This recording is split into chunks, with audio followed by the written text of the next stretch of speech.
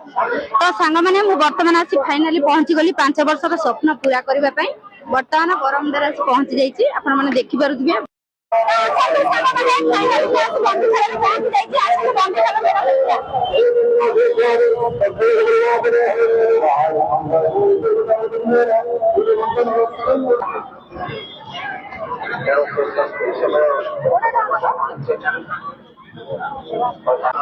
तो सांग मैंने